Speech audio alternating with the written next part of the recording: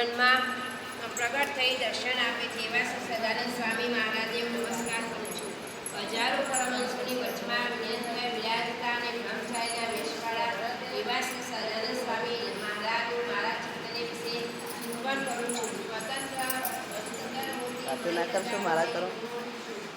અનેક પ્રકારની સંગીતોની ઘરેલું તેમજ અનેક પ્રકારના અનુભવો એન્જિનિયર વગેરે અનુભવોને શોધવું ગુજરાત દેશમાં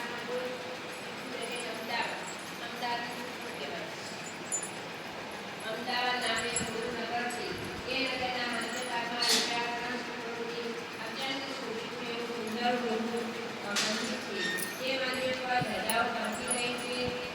દરેક દેવોના હિતને માટે શ્રી હરિકૃષ્ણ મહારાજ તથા નરનારાયણ દેવ વગેરે ભગવાનની દિવ્ય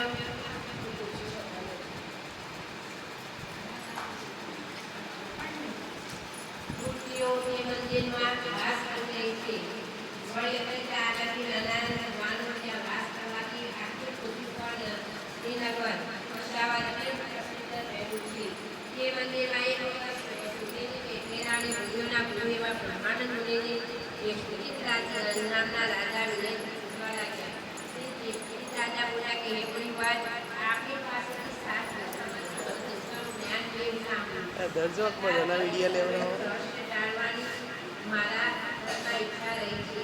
એ આપ કૃપા કરી મને કહો. બ્રહ્માનંદ મુનિ કહેવા લાગ્યા, હે રાજા, તને ધન્ય છે, કારણ કે તે લોકોની પર દયા કરવાની